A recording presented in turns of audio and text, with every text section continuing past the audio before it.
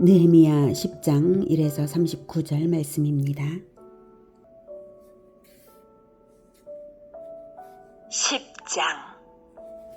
그 인봉한 자는 하갈의 아들 총독 느헤미야와 시드기야, 스라야, 아사랴, 예레미야, 바수훌, 아마랴, 말기야, 핫두스, 스바냐, 말룩, 하림, 무레못, 오바댜, 다니엘, 힌느돈, 바룩, 무술람, 아비야, 미야민, 마아시야, 빌게, 스마야이니. 이는 제사장들이요 또 레위 사람 곧 아사냐의 아들 예수와 헤나닷의 자손 중 빈누이 간미엘과 그의 형제 스바냐, 호디야, 그리다, 블라야, 하난, 미가, 르홉, 하사랴, 삭굴, 세레랴, 스바냐, 호디야, 바니, 분이누요. 또 백성의 우두머리들 곧 바로스, 바한모압, 엘람, 삿두, 바니, 분니, 아스갓, 베베, 아도니야, 비구웨, 아딘, 아델, 히스기야, 아술, 호디야, 하숨, 베세, 하립, 아나돈, 노베, 막비아스, 무술람, 헤실, 무세사벨, 사독, 야뚜아, 블라디아, 하난, 아나야, 호세야, 하나냐, 핫숲, 할르에스, 빌하, 소백, 르훔, 하삼나, 마아세야, 아히야, 하난, 아난, 말룩, 하림, 바나이니라. 사랑하는 형제 여러분, 9월 12일 화요일 저녁 묵상에 오신 것을 환영합니다. 7장까지는 느헤미야에 의한 3차 포로 귀환과 예루살렘 성벽 재건의 과정을 보았습니다. 예루살렘 성벽 재건은 정치적 행정적 측면에서 이스라엘 회복의 가시적인 증거죠. 비록 바사제국의 속국이 있긴 하지만 어느 정도의 자치권을 가진 국가로 회복이 되어서 제2의 출애굽이 되었으니 이제 언약식과 율법 교육이 필요한 단계여서 나팔절에 백성이 모일 때 율법책을 낭독하는 행사를 했습니다. 그랬더니 율법을 들은 백성들은 대대적으로 회개의 통곡을 하면서 율법을 더 배우기를 원했고요. 초막절을 지키면서 율법을 계속 배웠습니다. 그러더니 초막절이 끝나고도 회개운동의 여파가 계속되어서 하나님께 아브라함 때부터 하나님께서 이스라엘에게 행하신 것을 회상하며 감사하고 그때부터 범죄한 이스라엘의 과거를 통회하며 하나님의 심판이 공의롭다라고 인정해드렸습니다. 그러므로 죄로 말미암아 하나님의 애초에 허락하신 축복을 온전히 누리지 못하는 자기들의 처지를 직시하면서 그러므로 견고한 언약을 세워 기록하고 공식적으로 인을 찍어서 복원하며 언약을 갱신했습니다. 27절까지는 언약 준수 맹세의 증거로서 언약 갱신을 하는 의식을 하고 있는 거죠. 언약 준수 맹세의 증거로서 백성의 대표들이 인친 것입니다. 그 인친 자들의 명단입니다. 명단의 첫머리는 총독 느헤미야로부터 시작하고요. 명단에 에스라는 없습니다. 그것은 에스라는 제사장이니까 제사장으로서 하나님을 대신하여서 이 서명을 받는 자였기 때문입니다. 이제 28절부터 끝절까지는 백성들의 진실한 반응으로서의 맹세의 내용입니다.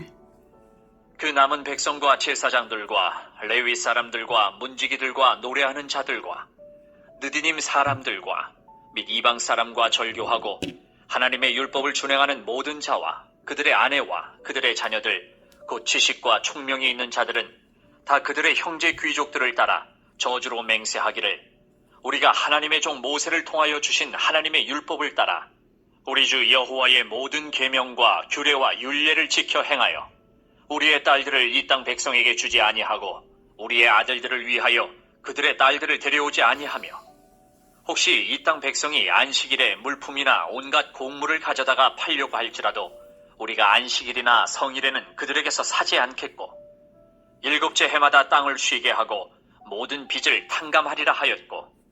네, 28절에 그 남은 백성과 제사장들과 레위 사람들과 문지기들과 이러면서 굉장히 길게 말을 하고 있죠.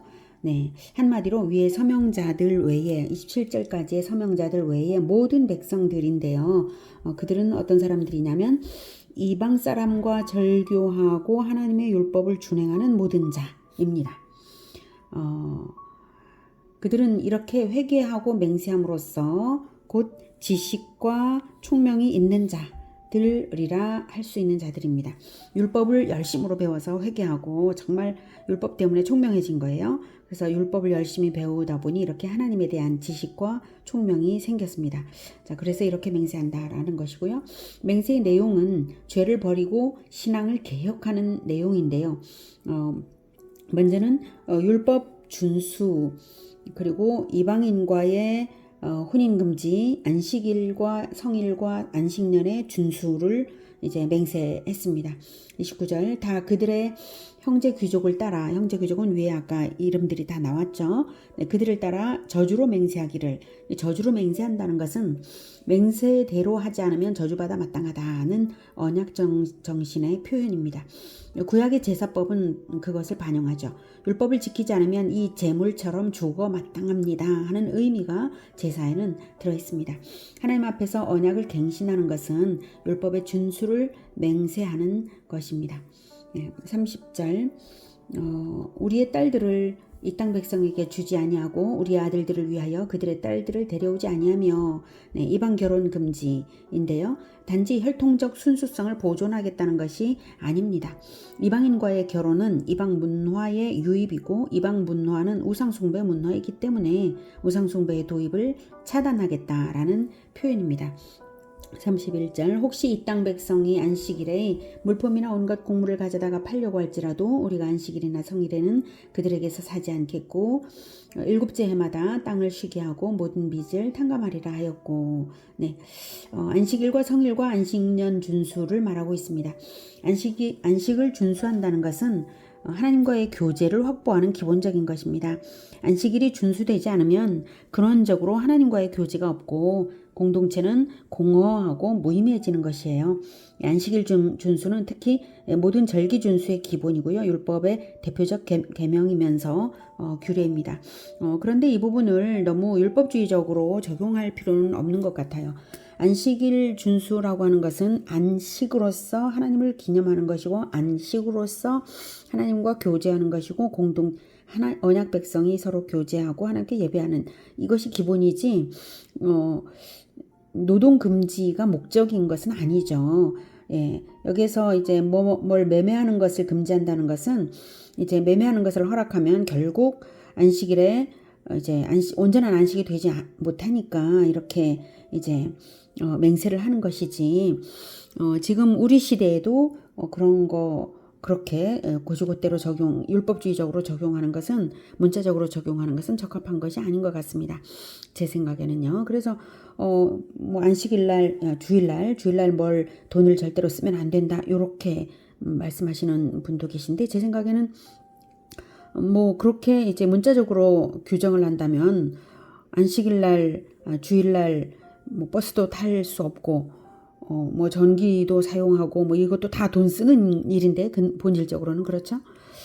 그렇게 생각하면 너무 이제 율법주의적인 적용이 된다 이렇게 생각이 됩니다. 중요한 것은 안식을 함으로써 영원한 안식을 주신 하나님을 기념하며 언약 백성임을 나타내는 것이고, 또한 이웃들을 안식하게 함으로써 안식을 주신 하나님께 영광이 되게 하는 것이고, 그런 것이죠. 그리고 예배도 역시 안식이 되어야 예배가 되고 예배야말로 진정한 안식이고요. 그런 겁니다. 그래서 안식 그 자체가 목적이지 돈을 안 쓰는 것이 목적도 아니고 노동금지가 목적도 아니다. 이것을 우리가 알아야 될 것 같아요. 자, 그 다음에 이제 32절부터 계속 듣겠습니다. 우리가 또 스스로 규례를 정하기를 해마다 각기 세겔의 3분의 1을 수납하여 하나님의 전을 위하여 쓰게 하되, 곧 진설병과 항상 드리는 소제와 항상 드리는 번제와 안식일과 초하루와 정한 절기에 쓸 것과 성물과 이스라엘을 위하는 속죄제와 우리 하나님의 전의 모든 일을 위하여 쓰게 하였고, 또 우리 제사장들과 레위 사람들과 백성들이 제비 뽑아 각기 종족대로 해마다 정한 시기에 나무를 우리 하나님의 전에 바쳐 율법에 기록한 대로 우리 하나님 여호와의 제단에 사르게 하였고. 성전세의 납부와 번제용 화목의 조달을 결정하였습니다. 성전세의 기원은 출애굽기 30장에 20살 이상 된 자들이 생명의 속전으로 반세계를 바쳤는데요. 그 후 계속 시행된 것 같지는 않아요. 그 성전세를 이제 납부하자는 것인데요. 반세겔이 이 당시 형편으로는 부담이 컸던지 3분의 1 세겔로 정했네요. 이런 걸 보면 하나님의 율법과 규례라고 하는 것은 시대의 변천에 따라 변화된다라고 하는 것을 알 수가 있어요. 네. 그 근본적인 법도에서 어긋나지 않으면 규례는 변화되기도 합니다. 근본적인 법도 안에서라면 말이죠. 후에 정기적인 세금으로 정착이 되어서 성전세는 예수님 당시에는 매년 반세계를 바치게 되었습니다. 성전세가 쓰이는 용도는 33절에 이제 나열을 이제 하고 있는 것이 성전세가 쓰이는 용도예요. 그리고 34절은 제사에 쓰일 화목의 조달인데요. 과거 율법에는 이런 것이 규정된 것이 없었습니다. 그 이유는 과거에는 산천의 초목이 우거졌고 또한 가나안 정복 전쟁을 통해서 확보한 노예들이 나무를 했었죠. 노예들이 있었으니까 따로 이스라엘이 나무를 위해서 규례를 만들 필요가 없었어요. 바로 그 노예들이 대표적으로 기브온 사람들이죠. 자, 그런데 이제는 환경도 처지도 그렇지가 못한 거예요. 예. 그래서 이렇게 제비 뽑기로 시기를 정해서 나무를 조달하기로 하는 규례를 정하는 것입니다. 이것도 역시 시대에 따라 이렇게 규례는 달라질 수 있다라고 하는 걸 알 수가 있습니다. 예. 자, 그다음 이렇게 성전의 재정을 확실하게 보장하는 것이 곧 이스라엘 공동체 유지 존속의 기본 축인 것입니다. 하지만 성전의 재정만은 아니죠. 유대교회의 유지 존속을 위한 근본적인 축은 바로 제사장과 레위인입니다. 그들의 생계가 보장되지 않으면 아무것도 할 수가 없죠. 그래서 35절부터는 그런 것을 말합니다. 해마다 우리 토지 소산의 만물과 각종 과목의 첫 열매를 여호와의 전에 드리기로 하였고 또 우리의 맏아들들과 가축의 처음 난 것과 소와 양의 처음 난 것을 율법에 기록된 대로 우리 하나님의 전으로 가져다가 우리 하나님의 전에서 섬기는 제사장들에게 주고 또 처음 익은 밀의 가루와 거제물과 각종 과목의 열매와 새 포도주와 기름을 제사장들에게로 가져다가 우리 하나님의 전에 여러 방에 두고 또 우리 산물의 11조를 레위 사람들에게 주리라 하였나니 이 레위 사람들은 우리의 모든 성읍에서 산물의 11조를 받는 자임이며 레위 사람들이 11조를 받을 때에는 아론의 자손 제사장 한 사람이 함께 있을 것이요 레위 사람들은 그 11조의 10분의 1을 가져다가 우리 하나님의 전 곳간의 여러 방에 두되 곧 이스라엘 자손과 레위 자손이 거제로 드린 곡식과 새 포도주와 기름을 가져다가 성소의 그릇들을 두는 골방 곧 섬기는 제사장들과 문지기들과 노래하는 자들이 있는 골방에 둘 것이라. 그리하여 우리가 우리 하나님의 전을 버려두지 아니하리라. 네, 곡식의 첫 열매와 생축의 첫 새끼와 11조의 헌납 등입니다. 36절에 또 우리의 맏아들들과 가축의 처음 난 것과 소와 양의 처음 난 것을 율법에 기록된 대로 이것을 바치는 것은 율법에 명령이 되어 있어요. 그래서 율법에 기록된 대로 우리 하나님의 전으로 가져다가 우리 하나님의 전에서 섬기는 제사장들에 주고 이렇게 기록됐는데 초태생을 제사장들에게 준다는 것은 하나님께서 유월절 어린 양의 피로써 이스라엘을 대속하사 출애굽의 구원을 주셨기 때문에 출애굽 직후 초태생은 여호와의 것이라고 하나님께서 하셨습니다. 애굽의 모든 맏아들은 죽었지만 이스라엘은 살리시고 출애굽도 이루셨잖아요. 그래서 초태생을 하나님께 드리는 것인데요. 이때 맏아들들을 제사장에게 준다는 것은 레위인의 생계를 보장하는 11조를 드리는 것을 말합니다. 하나님께서 이스라엘의 모든 맏아들 대신 레위인을 받겠다라고 하셨고요. 그래서 맏아들들은 죽이지 않았어요. 그러니까 모든 가축의 초태생들은 다 이제 제사용은 제사로 드리든지 아니면은 나귀 같은 것은 이제 정결한 짐승은 아니니까 목을 꺾든지 이렇게 생명을 다 바쳤어요. 모든 초태생들은. 그러나 인간을 인신 제사할 수 없는 거잖아요. 그건 금지된 것이고. 그래서 이스라엘은 모든 맏아들 대신 레위인을 하나님께서 받겠다라고 하셨고 레위인의 일생을 바쳤어요. 그래서 레위인은 군말 없이 성전과 이스라엘의 율법 교육을 위한 봉사자로서 자기들을 내어드렸기에 모든 맏아들 대신 레위인의 생계 보장을 하는 것입니다. 레위인들은 하나님을 위한 봉사 이외에 다른 것을 하지 못하도록 이제 되어 있습니다. 그래서 오직 하나님만을 위해서 일생을 들여진 것이죠. 그러면 생계 보장이 반드시 필요한 것이고 그것은 마땅히 이스라엘 전체가 자기들은 맏아들을 내지 않는 대신 11조를 내는 거죠. 그것이 바로 11조라고 11조를 구체적으로 하나님께서 그런 의미로 명령을 하셨습니다. 즉 11조는 구원이 하나님으로부터 왔다는 것을 인정하는 것이고 이스라엘 유지 존속의 기본 축이 되는 것이죠. 민수기 18장, 레위기 27장 등에 나타나 있습니다.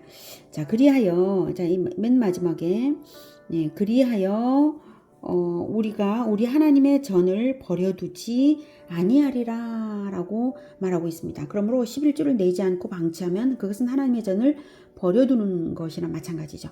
하나님 나라를 버리는 것과 같습니다. 첫 열매와 11조를 내지 않는 것, 그것은 하나님 나라를 버리는 것과 같습니다.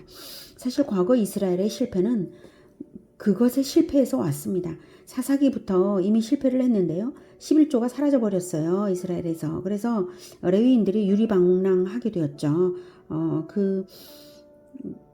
이제 단지파의 제사장 노릇을 한 젊은 제사장이 있었죠.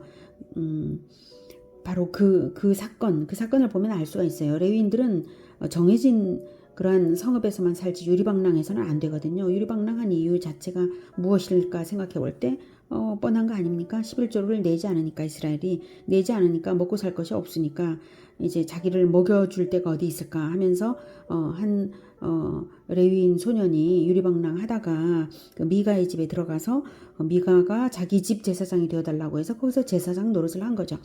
자, 제사장이라고 하는 것은 한 공동체의 제사장인 것이지 개인 가정의 일반적인 한 가정의 제사장이 되어서는 안 되는 것입니다. 그런 것을 이스라엘의 율법이 명령하지 않았어요. 그것 자체가 그런 행위 자체가 바로 우상 숭배적이죠. 그리고 실제로 우상을 숭배하는 제사장이 되었어요. 미가의 집에서.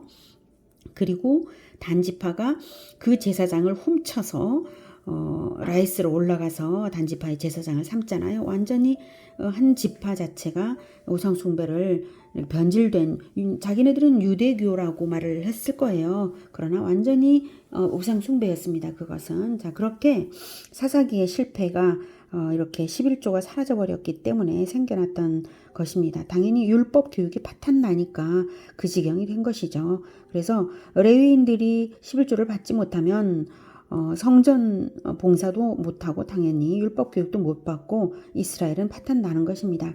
그래서 이스라엘이 실패했습니다. 첫 열매와 11조를 하나님께 드리는 이것은 하나님 나라 유지 존속의 기본이고요. 그러므로 나의 구원을 증명하는 기본입니다. 오늘 귀한 공동체의 맹세를 통해 구원받은 언약 백성의 기본적 규례가 무엇인지를 배웠습니다. 신앙의 순수성을 지키는 것, 안식일 계명과 절기를 지키는 것, 예배와 성전의 필요를 채우는 것, 첫 열매와 11조를 드리는 것 등입니다. 예배 공동체의 기본을 잘 갖추는 것이 어떤 것인지를 실질적으로 인식하고 맹세하는 이 유다 사람들처럼 우리 또한 순수성을 잃지 않고 11조와 헌금으로써 실질적인 교회 재정에 책임을 질 줄 아는 우리 모두가 되기를 기원합니다. 기도하겠습니다. 하나님, 우리를 그리스도의 보혈로서 구원하여 주신 걸 감사합니다. 하나님께서 하나님의 독생자, 하나님의 초태생, 독생자인 그리스도를 내어주신 것처럼 우리도 역시 맏아들을 내어드리는 마음으로 늘 11조를 바치겠습니다. 그리고 또한 우리들의 맏아들이 될 자들, 목회자가 될 자들, 교회의 유지 존속을, 이 교회 공동체의 유지 존속을 위하여서 사람을 내어서 목회자가 되게 하고 선교사가 되게 하고 또한 그들의 생계를 보장하는 11조를 내겠습니다. 주님, 우리를 붙들어 주셔서 교회 공동체의 유지 존속을 책임지는 그러한 우리 모두가 되게 도와주시고, 우리가 그렇게 교회 공동체를 책임짐으로써 하나님께서 하나님의 뜻을 온전히 이룰 때에 이 교회에, 이 교회 공동체에 속한 모든 사람들에게 하나님께서 풍부한 것으로 채워주사 하나님 나라 교회 공동체가 부유하고 또한 온 세계로 퍼져나갈 수 있도록 도와주시옵소서. 예수 그리스도 이름으로 기도드립니다. 아멘. 이어지는 시간은 개인 기도 시간입니다.